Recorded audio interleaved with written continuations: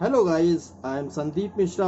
Welcome to maths light. आज हम study करेंगे class 7 modern maths, authors Ravi Gupta and Megha Sharma, chapter 2 fractions. Fractions and types of fractions, इसके बारे में हम पिछली वीडियो में अध्ययन कर चुके हैं। आज हम स्टडी करेंगे comparison of fractions. Comparison of fractions के अंतर्गत हम ये जानेंगे कि दो या दो से अधिक फ्रैक्शंस में से कौन सा फ्रैक्शंस बड़ा और कौन छोटा है।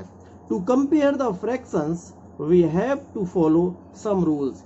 इसके लिए हमें कुछ रूल्स को फॉलो करना होगा।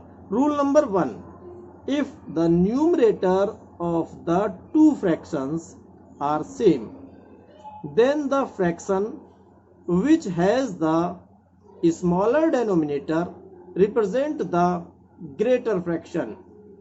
यदि दो फ्रैक्शंस के न्यूमरेटर समान हैं तो वो फ्रैक्शन बड़ा होगा जिसका डिनोमिनेटर छोटा होगा। इसे एग्जाम्पल के द्वारा समझते हैं। मान लिया कि तीन फ्रैक्शन 5/9, 5/8 और 5/7 है। तब हम यह देखते हैं कि इन तीनों के जो न्यूमरेटर हैं वो समान है 5, 5, 5, लेकिन डिनोमिनेटर डिफरेंट है 9, 8 और 7। तो पहले इन दो पे फोकस कीजिए।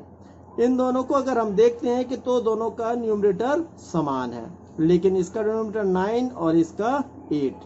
तो हम जानते हैं कि 8 9 से छोटा होता है। तो रूल के अकॉर्डिंग जिसका डिनोमिनेटर छोटा होगा वही फ्रैक्शन बड़ा होगा। इसका मतलब 5/9 स्मॉलर देन 5/8, यानी 5/9 5/8 से छोटा है।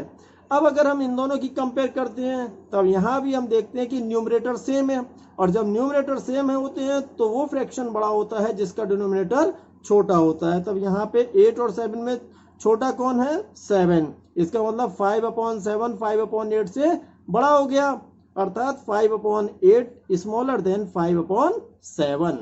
आपको क्लियर हो गया होगा कि इन तीनों फ्रैक्शंस में न्यूमरेटर तीनों के सेम है, लेकिन सबसे छोटा डिनोमिनेटर कितना है? 7। इसीलिए 5/7 इन तीनों फ्रैक्शंस में सबसे बड़ा है, तथा 9 डिनोमिनेटर 9 सबसे बड़ा है, इसलिए फ्रैक्शन 5/9 सबसे छोटा है। अब चलते हैं रूल नंबर 2 पर।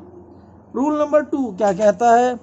इसके according if the denominator of the two fractions are same, then the fraction which has the greater numerator represent the greater fraction. Rule number 2 के अकॉर्डिंग यदि फ्रैक्शंस के डिनोमिनेटर समान है तो वो फ्रैक्शन बड़ा होगा जिसका न्यूमरेटर बड़ा होगा। इसे हम एग्जाम्पल के द्वारा समझ सकते हैं। यहाँ हम तीन फ्रैक्शन लेते हैं 4/5, 6/5 एंड 8/5, और हम देखते हैं कि इन तीनों में ही डिनोमिनेटर समान है 5, 5, 5, लेकिन न्यूमरेटर तीनों के डिफरेंट हैं 4, 6 एंड 8। पहले दो फ्रैक्शंस पे फोकस कीजिए। अगर हम इन दोनों की कंपेयर करें तो देखते हैं कि न्यूमरेटर जो है वो 6 बड़ा है किससे?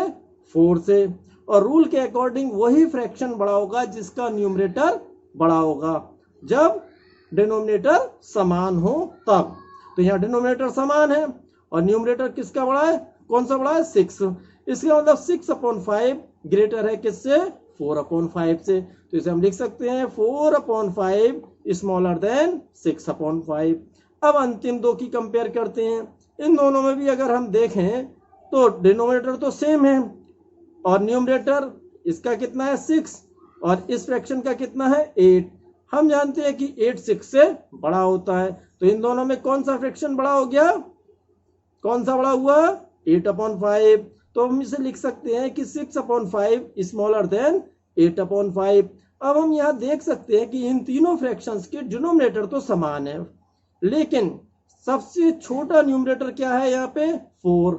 इसीलिए 4/5 इन तीनों में सबसे छोटा फ्रैक्शन है, लेकिन 8 इन तीनों में सबसे बड़ा है न्यूमरेटर इन तीनों में सबसे बड़ा है 8, इसलिए 8/5 सबसे बड़ा फ्रैक्शन है।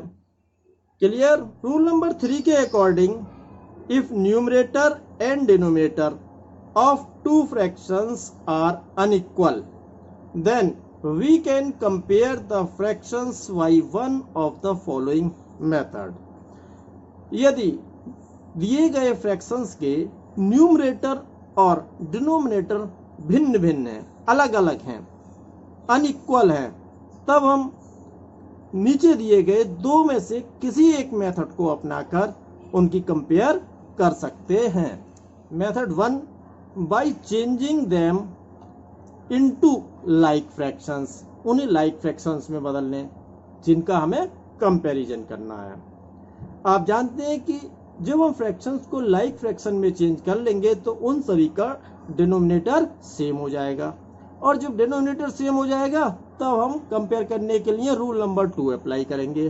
अर्थात जब फ्रैक्शंस का डिनोमिनेटर सेम होता है तो वो फ्रैक्शन बड़ा होता है जिसका न्यूमरेटर बड़ा होता है। क्लियर। अब आते हैं मेथड नंबर 2 पर, by cross multiplication method. Cross multiplication method के द्वारा, हिंदी में इसे आड़ी या तिरछी गुणा भी कहते हैं। इसे आप इस प्रकार समझ सकते हैं, let a upon b and c upon d are two given fractions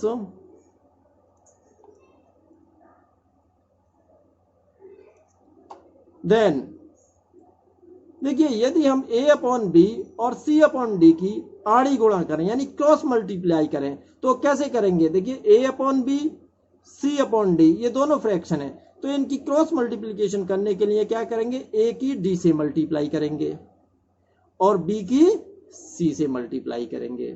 ठीक है। देन तब क्या होगा, अगर हम इस प्रकार मल्टीप्लाई करते हैं तो यह 3 कंडीशन बनेंगी।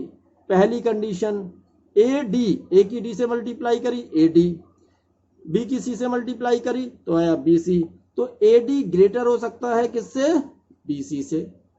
दूसरी कंडीशन आएगी आपकी AD इक्वल टू BC, या AD BC के इक्वल भी आ सकता है।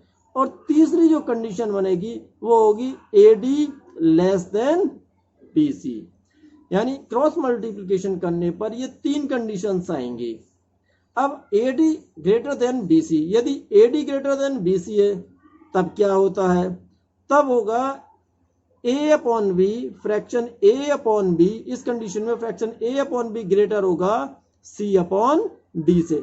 ध्यान दो, अगर ये वाला प्रोडक्ट A और D का प्रोडक्ट A और D की गुणा B और C की गुणा से बड़ी है तो पहले वाला फ्रैक्शन बड़ा होगा, यानी A अपॉन B ग्रेटर होगा C अपॉन D के।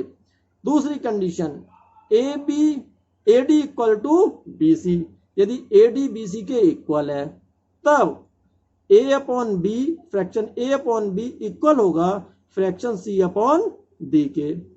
कंडीशन 3, यदि तीसरी कंडीशन बनती है कि AD लेस देन BC, तब क्या होगा, fraction A upon B smaller than fraction C upon D। यानी आप यहां ध्यान रख सकते हैं कि यदि ये वाली मल्टीप्लाई A से D की मल्टीप्लाई ये ग्रेटर आती है तब फ्रैक्शन ये ग्रेटर होगा, पहले वाला A अपॉन B ग्रेटर होगा किससे, C अपॉन D से। यदि A अपॉन D स्मॉलर आती है तो A अपॉन B स्मॉलर होगा C अपॉन D से। इक्वल के केस में AD इक्वल टू BC के केस में A अपॉन B इक्वल होगा C अपॉन D के। आई होप आपको क्लियर हो गया होगा। फिर भी यदि किसी प्रकार का कोई डाउट है तो आप कमेंट बॉक्स में जाकर पूछ सकते हैं। Thank you.